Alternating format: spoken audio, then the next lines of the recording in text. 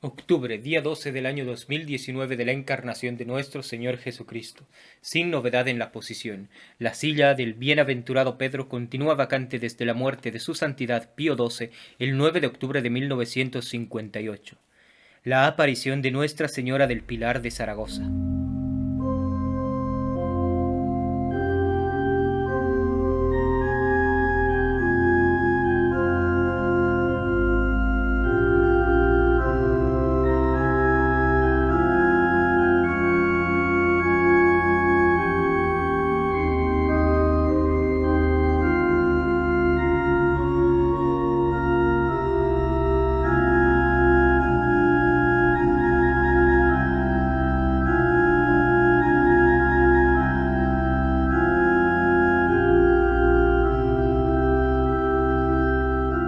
Entre todas las gracias que derrama en nuestros corazones nuestro Dios, ninguna merece más gratitud y aprecio que la gracia inefable de la vocación a una religión verdadera, igualmente verdadera que sublime. Así como la fe es la primera virtud en el orden, así también lo es en la necesidad y utilidad que de ella resultan, como cimiento del espiritual edificio, sin el cual es imposible sentar una sola piedra para la construcción de Jerusalén. Por eso el apóstol San Juan decía hablando con Dios: toda la felicidad del hombre y su bienaventuranza consiste en que te reconozcan por el Dios verdadero y a tu enviado Jesucristo. Los delirios en que han dado los hombres cuando se dejaron guiar por las producciones de sus entendimientos, el bajo concepto que formaron de sí mismos sin acertar a levantarse de la tierra, las trastornadas y rateras ideas que han sujetado a la grande palabra Dios, son una prueba evidente de la poquedad de nuestra naturaleza, aun cuando querramos ensalzar nuestro ser, y de la incontestable necesidad que teníamos de una gracia que nos abriese las puertas de la razón, que nos introdujese en la religión de la luz, y que nos diese principios para poder pensar con dignidad, arreglados a las sublimes ideas que grabó en nuestra mente el ser incomprensible. Orfeo, Homero, Hesidio, Crispio, Platón y otros semejantes, a quienes no acaban de alabar los que se precian de puros filósofos, nos dan en esta materia el mayor desengaño. Sí, además de esto, queremos fijar un poco la atención en los hombres primitivos que habitaron en Egipto, en los persas, en los caldeos y posteriormente en los griegos. Encontraremos no solamente con las semillas de infinitas deidades, sino con el patriarca de los Espinosas, de los Lucilos y de otros, que con los más torpes errores hemos visto morir con mejor fortuna. El conocimiento de un Dios puede ser obra de la verdadera filosofía, pero el de una religión sobrenatural y verdadera no puede producirse sino por la milagrosa infusión de la gracia. Sus conocimientos debían nacer de principios divinos, que no podía contener en sí la esfera de la naturaleza, y todas las ciencias de los hombres manifestaron con la mayor claridad la necesidad de la revelación, y que sólo Dios podía ser el autor y el origen. Es inútil detenerse en las tristes memorias que causa la ceguedad prolongada del mundo. Se sabe muy bien que tanto en la ley natural como en la escrita hubo religión verdadera, pero también se sabe que, sin embargo de esto, dominaron por la mayor parte las aciagas consecuencias que produjo la desobediencia de un hombre. Pero nuestro buen Dios se movió a misericordia, de tal manera que envió a su Hijo unigénito para que rescatase al mundo de la servidumbre del pecado, y formase un pueblo limpio, aceptable, seguidor de buenas obras, según la expresión de un santo apóstol, y en donde dominen para siempre la luz, la verdad y la gracia. Habían llovido las nubes al justo, tantas veces prometido a los antiguos y patriarcas, y de una tierra virginal había salido el Salvador, el príncipe de la paz, el Padre del siglo futuro. Del costado del nuevo Adán, dormido en el árbol de la cruz, había sido formada la virginal esposa, esto es, la Iglesia, con todos sus sacramentos. Muchos esforzados caudillos, discípulos del Señor, que en su escuela habían estudiado sus altos designios sobre la salud de los hombres, estaban ya preparados para la grande obra de la predicación del Evangelio y conversión de todo el mundo, testigos de la divinidad de su Maestro en la resurrección gloriosa después de tantos milagros que le acreditaban, llenos de aquel espíritu consolador que les enseñó todas las lenguas y el arte de dominar en las almas por el ministerio de la palabra, convenidos en el concilio de Jerusalén sobre los artículos que habían de formar el fondo de su predicación. Nada faltaba más que la dispersión de los apóstoles, y he aquí la época feliz a donde se debe reducir el principio de la aventura de España. estaba esta hermosa porción del mundo sumergida en la idolatría. El haber enriquecido la naturaleza, su suelo, con tantas preciosidades, había llamado la atención y la codicia a las más remotas gentes. Todas habían traído, juntamente con su ambición y con sus armas, sus respectivas supersticiones, sin tener necesidad de subir a los tiempos fabulosos. Saben todos que con los fenicios y los romanos vinieron a España cuantos ídolos pudo inventar, una loca fantasía en todos los países que sujetaron sus armas victoriosas. Aquella ridícula multitud de deidades de que se burlaba Juvenal era adorada de nuestros antepasados, a no ser que el furor de la guerra y de su natural indócil les hubiese hecho sacudir el yugo de la religión como el del Imperio Romano. Pero de cualquiera manera, o no tenían religión, o su Dios era, además de sus pasiones, las mudas obras de las manos de los hombres. En esta situación, he aquí que el Altísimo se dirige una benéfica mirada desde lo alto del trono de su gloria. Los apóstoles, fortalecidos con el Espíritu Santo, animados con el heroico ejemplo del protomártir Esteban, e instruidos plenamente por la reina de los mártires, emprenden la predicación del Evangelio. Santiago, uno de los discípulos más amados del Señor, se prepara para venir al occidente, cumpliéndose en esto, como siente Santo Tomás de Villanueva, la pretensión hecha por su madre en la solicitud de las dos sillas para sus hijos. María Santísima, que después de la pasión de su Hijo y de su gloriosa ascensión a los cielos, no podía tener otros pensamientos que la retardasen a unirse para siempre con su esposo, que la propagación de la fe y la predicación del Evangelio. Veía la dispersión de los apóstoles como el último plazo para el logro de las enteras dichas. Exaltábase su dulcísimo corazón en mil tiernos suspiros, repitiendo aquellas amorosas palabras de la esposa. Dime, oh amado de mi corazón, ¿en dónde esteas? ¿A dónde vas a descansar al mediodía? Que no quiero ya más estar en este destierro sin ver las hermosísimas luces de tus ojos, y recrearme para siempre con la divina hermosura de tu semblante. Toda absorta en la contemplación de su hijo, estaban de acuerdo su alma y sus sentidos para no tener otro objeto que a Dios. Los ardores de su voluntad se echaban de ver en aquel rostro con visos de divino. Como decía San Dionisio de Areopagita, privada solamente de la vista sensible de su hijo, todos sus deseos, sus anhelos, sus votos, sus ansias se dirigían al cielo, con cuya consideración se mantenía, cuando he aquí que el apóstol Santiago, destinado por el Espíritu Santo a la predicación de los españoles, se presenta a la reina de los ángeles. Dobla las rodillas ante quien mucho antes habían hecho semejantes demostraciones los más encumbrados serafines, besa sus manos virginales bañándolas de lágrimas, y le pide su bendición y su licencia para venir a la predicación de España. Ve, hijo, le dice la amorosísima madre, cumple el mandamiento de tu maestro, y por él te ruego que en aquella ciudad en que mayor número conviertas a la fe, edifiques una iglesia en mi memoria, como yo misma te lo daré a entender. Estas palabras excitarían vivamente los escrúpulos de la erudición mundana, clavando la mordaz censura sus inexorables dientes en un hecho cuya autenticidad pretende sujetar a las más delicadas discusiones, pero para que la piedad descanse sobre un fundamento de bastante autoridad y solidez, es justo insertar aquí el monumento que califica esta tradición, reducido a un código membranaceo que conserva en su archivo la Santa Iglesia de Zaragoza. En él, pues, dice así: Después de la pasión y resurrección de nuestro Salvador Jesucristo y de su ascensión a los cielos, quedó la piadosísima Virgen encargada del cuidado del apóstol y Virgen San Juan Evangelista.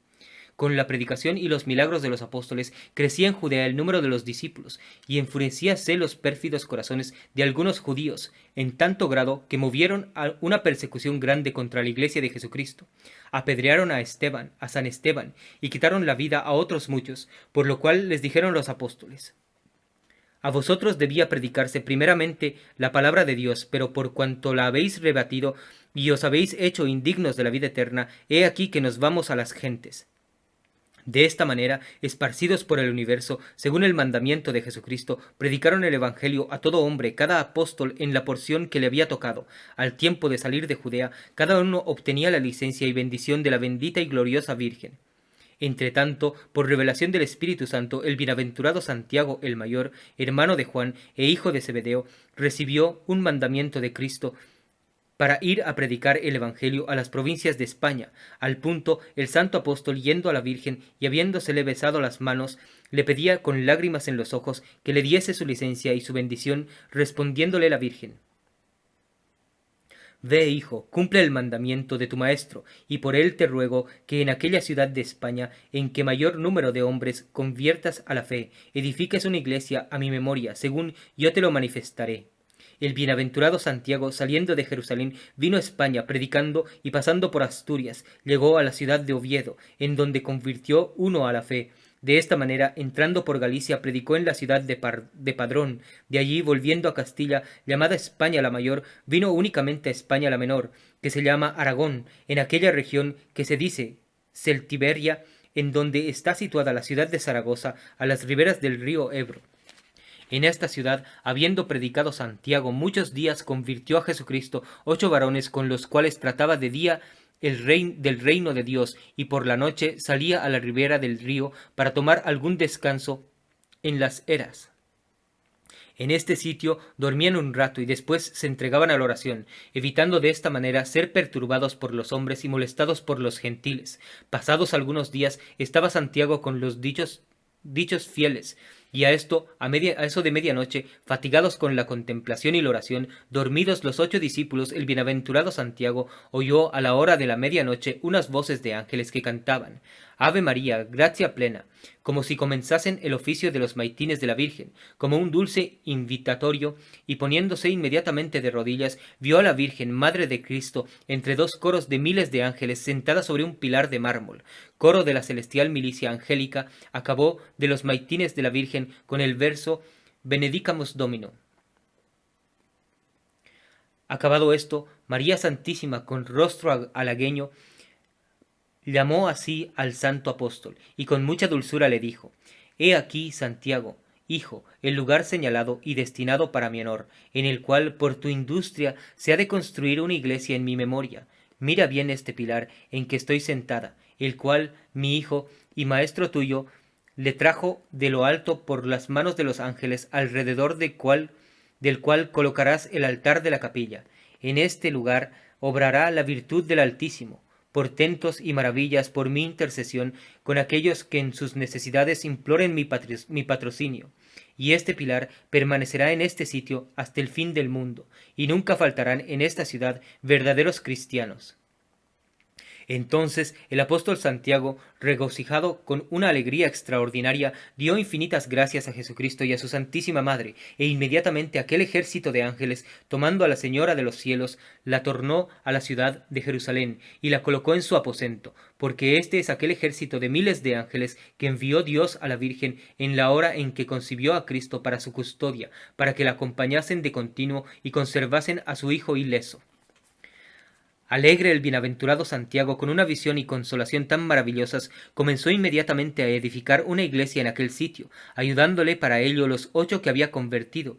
La referida basílica es de casi 8 pasos de latitud y 10 y 6 de longitud, y la cabecera de la parte del Ebro tiene el referido pilar con un altar, y para servicio de esta iglesia ordenó el bienaventurado Santiago de presbítero a uno de los sobredichos, el que le pareció más idóneo, habiendo consagrado después la referida iglesia y dejando en paz a los cristianos, se volvió a Judea predicando la palabra de Dios.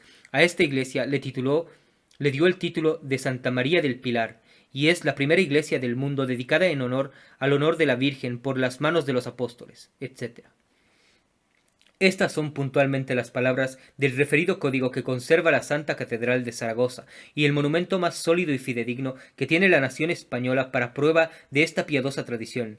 Dios nuestro Señor ha acreditado con la experiencia la verdad de sus palabras, pues nunca han faltado allí verdaderos adoradores, por turbados y borrascosos que hayan sido los tiempos. La protección de María se ha dejado ver en todos los siglos con repetidos milagros y portentos, tanto que ella le ha empeñado en la piedad de los españoles para tributar cultos con devoción y magnificencia. De aquí nació el innumerable concurso de gentes que de todas partes venían en tiempos antiguos y vienen aún el día de hoy a venerar a esta santa imagen, recompensando la Reina de los Ángeles esta piedad fervorosa con la continua dispensación de gracias que alcanza de su Hijo, el Vicario de Jesucristo, que vela incesantemente sobre el rebaño de la fe, sobre el rebaño que le fue encomendado. no pudo menos de advertir lo augusto de este santuario, lo remoto de su fundación y el fervoroso culto de los fieles que le frecuentaban. Deseoso, pues, de que una obra tan piadosa no padeciese decadencia en las edades futuras, y asimismo de que todas las iglesias de España tuviesen el consuelo de celebrar tanta dicha con himnos y cánticos, determinó su festividad particular Clemente XII señaló para este efecto el día 12 de octubre, dando a todos los pueblos sujetos al Rey católico el consuelo de celebrar la ventura de haber tenido a la Madre de Dios en su región cuando todavía vivía en carne mortal.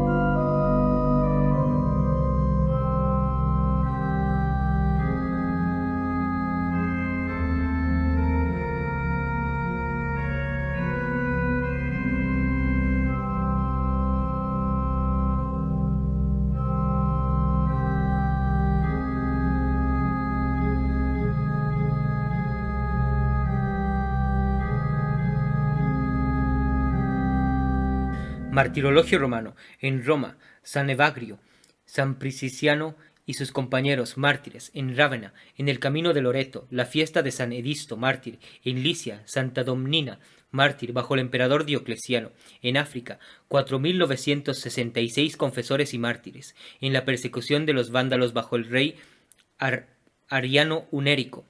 Unos eran obispos de la Iglesia de Dios, otros diáconos y presbíteros mezclados con una turba de fieles, quienes fueron arrastrados todos a un horroroso desierto por haber defendido la fe católica. Entre ellos, muchos, cuando los moros los conducían con crueldad, eran agorrachados con las puntas de venablos y apedrados. Otros, con los pies atados, eran arrastrados como cadáveres por caminos ásperos y escabrosos, y tenían todos los miembros desgarrados. Por último, atormentados de mil modos, alcanzaron la corona del martirio. Los más distinguidos de ellos eran 2 ministros del Señor, los obispos Félix y Ciprián. En Scilly, de Pannonia, San Maximiliano, obispo de Lora. En York, de Inglaterra, San Wilfrido, obispo y confesor. En Milán, San Monás, obispo, quien al tiempo que andaban ocupados en la elección de un obispo, fue rodeado de una luz celestial, de lo que bastó para que le eligiesen por obispo de aquella iglesia. En Verona, San Salvino, obispo. En Siria, San Eustaquio, presbítero y confesor. En Bourges, San Pión, presbítero. En Lorena, Santa Liviera, virgen, martirizada bajo Juliano Apóstata, de la que hay muy antigua memoria en el conde de Morin de Embrie. En Vale, San Pántalo, obispo y mártir. En Maaseik, los Países Bajos, Santa Erlinda, virgen, abadesa.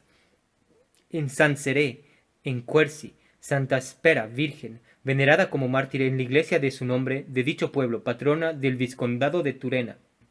En Novarra y Pavia, los santos mártires Amico y Amelo. En Lodi de Lombardía, San Julián, obispo de aquella ciudad. En el condado de la Reina, en la provincia de La Genia, en Irlanda, San Fieco, obispo de Celept. En el condado de Northumberland, en Inglaterra, San Edwin, primer rey cristiano de aquel cantón, muerto injustamente el año 17º de su reinado. La misa es en honor de la Virgen María y la oración la siguiente.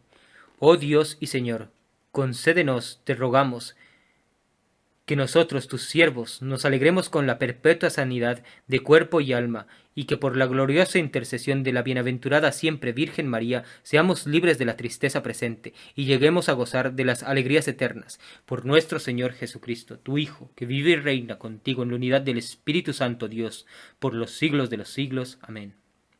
La epístola es del capítulo 24 del libro de la sabiduría. Desde el principio y antes de los siglos fui criada, y existiré por todo el siglo futuro, y ejercité mi ministerio en el tabernáculo, santo delante del Señor. Así yo tuve en Sión estabilidad, y también la ciudad santa fue el lugar de mi reposo, y en Jerusalén tuve mi palacio, y eché raíces en un pueblo glorioso, y en la porción de mi Dios, que es su heredad, y mi habitación fue en la plenitud de los santos. Reflexiones. Todas las expresiones que contiene la epístola de este día están dichas propiamente de la sabiduría divina, pero nuestra Madre, la Iglesia, concediendo el mérito singular de la Reina de los Ángeles, y cuando le convienen las grandezas que en ella se insinúan, se la aplica con bastante frecuencia, y en esto mismo da un motivo de consolación a todos los cristianos, y muy en particular a todos los españoles. De luego a luego da a entender la Iglesia que María Santísima tiene en su mano todos los tesoros del cielo para dispensarlos a los miserables pecadores. En este sentido pueden entenderse aquellas palabras: mi poder y potestad se extiende sobre Jerusalén, y las siguientes: eché raíces en un pueblo lleno de honor. Pueden sin violencia interpretarlas a su favor los españoles, porque, habiendo tenido la dicha de que la Madre de Dios se apareciese en carne mortal al apóstol Santiago cuando les predicaba el Evangelio, y de que por sí misma le mandase construir en su honor la primera iglesia que tuvo en el mundo, ¿qué lengua será suficiente para decir la santificación y gracias que dejaría en aquel lugar dichoso una reina tan poderosa?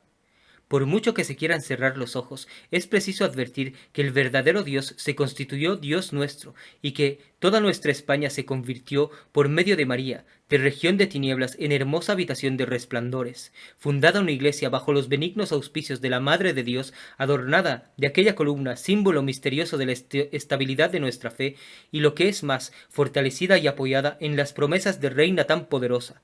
¿Podrá dejar nuestra España que la seduzcan los lisonjeros preceptos de una ley que halague los sentidos? ¿Borrará jamás la alianza que el Espíritu Divino grabó con dedo omnipotente en sus entrañas, escribiéndola con caracteres indelebles más duraderos que el diamante?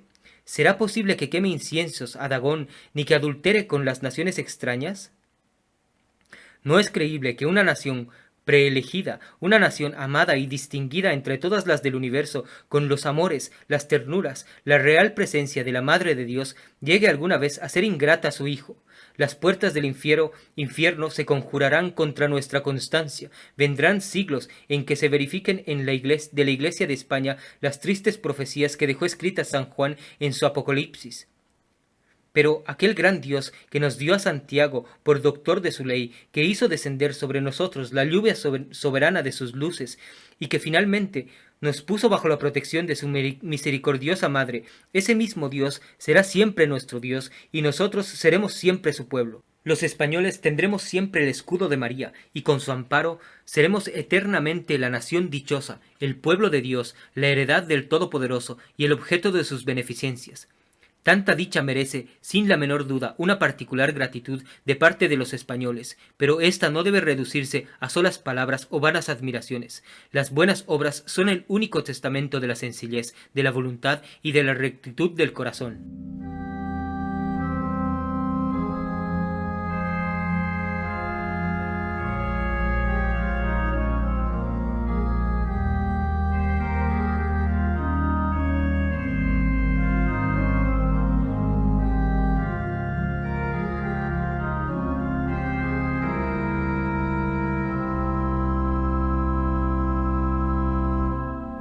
El Evangelio es del capítulo 11 de San Lucas. En aquel tiempo, hablando Jesús a las turbas, alzó la voz cierta mujer de en medio de ellas, y le dijo a Jesús: Bienaventurado el vientre que te llevó y los pechos de que mamaste. Pero él respondió: Antes bienaventurados aquellos que oyen la palabra de Dios y la observan. Meditación sobre los particulares favores con que María Santísima ha protegido siempre a España. Punto primero. Considera que la firmeza y estabilidad en la fe que ha manifestado siempre esta provincia en el mundo debe por la mayor parte su origen a la protección y piedad de la Reina de los Ángeles, que la ha mirado con especial cariño, y que con sus súplicas le ha alcanzado de su Hijo, cuando otros muchos pueblos padecieron naufragio en tiempos calamitosos. Dejando aparte aquella solemne promesa que hizo a Santiago de perpetuar nuestra fe, diciéndole cuando se le apareció: esta columna permanecerá en este lugar hasta el fin del mundo, y nunca faltarán en esta ciudad verdaderos adoradores de Jesucristo. ¿A qué otra cosa podemos atribuir la extraña diversidad con que nuestra España se portó con el primer predicador del Evangelio respecto de las demás naciones del mundo? Porque ¿a qué provincia dio sus oídos más pacíficamente la intimación de la verdad? ¿Qué gentes prestaron sus corazones más blandos y sazonados para plantar en ellos la fe de Jesucristo? ¿Quién abrazó con más amor una ley tan repugnante a la carne y sangre? ¿Qué nación miró con tanto respeto la religión de mortificación y de cruz, que en lo natural había de ser tenida por las gentes con el concepto de una necedad? ¿Qué parte del mundo finalmente trató los discípulos del Señor con tanta humanidad y cortesía? Los romanos crucificaron a San Pedro, degollaron a San Pablo y frieron en aceite a San Juan. Los jerosolimitanos despeñaron a Santiago Alfeo, su obispo. Los armenios desollaron inhumanamente a San Bartolomé. Los frigios crucificaron a San Felipe. Los indios alancearon a Santo Tomás. Los persas martirizaron a San Judas y a San Simeón con las más crueles tormentos. Y a este modo todos los apóstoles recibieron malos tratamientos y la muerte de las mismas gentes a quienes predicaron. Solamente los españoles no martirizaron a Santiago, sino que recibiendo el Evangelio que les predicaba le honraron y dejaron levantar una iglesia, que es la del Pilar de Zaragoza. Hácese discípulos, administrar el bautismo, plantar la fe del crucificado y formarle un pueblo que había de precisarse siempre de ser lo suyo. Si hubo de beber el cáliz de su maestro, que con tanto valor afirmó que podía apurar hasta las heces, si hubo de dar a sagrado cuello al cuchillo injusto que le hizo mártir, le fue preciso salir de España, y esta gloria no nos faltará eternamente a los españoles sobre todas las naciones que pueblan el ámbito del mundo. Todos estos efectos maravillosos deben atribuirse al patrocinio de María y la verificación de sus promesas. Con razón pudiera aquí exclamarse con las palabras de San Agustín: «Oh dulcísima Virgen María, en vista de tantos beneficios, yo no sé con qué alabanzas engrandecerte». Punto segundo. Considera que, así como la protección de María ha sido el santuario del Pilar, exento de los contrastes de la fortuna, de la misma manera que nunca pudo la astucia del infernal enemigo destruir la fe del crucificado, aun cuando pudo alucinar a un español para proporcionarle por medio de la venganza los medios más oportunos, bien sabidos son los torpes astucias de un Prisciliano y de las infelices mujeres que hacía instrumentos de sus errores. Bien notorio es que los arrianos infestaron de tal modo nuestra península, que lloraron sus funestas consecuencias no solamente las ciudades asoladas y muchas nobles familias desterradas, entre ellas San Isidro con sus padres y hermanos, sino muchos fieles precisados a derramar su sangre por Jesucristo. Tal vez se conservarán todavía los pañuelos empapados en la sangre de nuestra reina Clotilde, y que el santo joven Hermenegildo es testigo del error y de la crueldad que habían apoderado del trono y empuñaban en estos reinos el cetro. Los nombres de Amalarico, Teudis, Teudicelo, Leovigildo y otros semejantes hacen todavía estremecerse a la religión y a la humanidad. En tiempos no menos calamitosos se vio nuestra España sojuzgada por una gente descomunal y bárbara, y profanados nuestros templos, robadas nuestras haciendas, muertos los ciudadanos, prostituidas sus esposas, y sus hermosas y amadas hijas entregadas como corderos a los lobos carniceros. En medio de tantos trabajos, de tanta guerra, de tanta herejía, de tantas persecuciones, de tanta desolación, siempre se vio claramente que el brazo de Dios estaba levantado para castigar nuestros pecados, pero también se vio que la protección de María se interponía como escudo fuerte para defendernos y hacer que no nos aniquilasen nuestros enemigos. Jamás faltaron cristianos que cuidasen del culto de María en su iglesia del Pilar, como cuando Zaragoza estuvo por muchos siglos en poder de príncipes paganos. Jamás faltaron sacerdotes que ofreciesen en su templo el eterno Padre del Cordero Inmaculado. Jamás se interrumpió la serie de sus santos obispos, de los Valerios, de los Braulios, de los Tajones y de otros de igual santidad y literatura. Jamás se suspendieron aquellos concilios en que tuvo la primicia sobre todas las iglesias de España, y se exceptúa la de Ilíberis. Y también, mientras Zaragoza poseía con tranquilidad su tesoro, ¿de qué gracias no participó toda la península, ya en tantos obispos santos, sabios y esforzados, ya en tantos mártires nada inferiores en la gloria a los Fructuosos y a los Eulogios y a los Vicentes? Ya en tanto concilio en que se interesó a un mismo tiempo la religión y gloria de España, y la causa común de toda la Iglesia, ya en tanto escritor que juntó la verdadera sabiduría con la defensa de la piedad, del dogma, de la virginidad perpetua de la Madre de Dios, y ya finalmente en ver restituido su trono al valor, a la nobleza, al mérito y a la religión.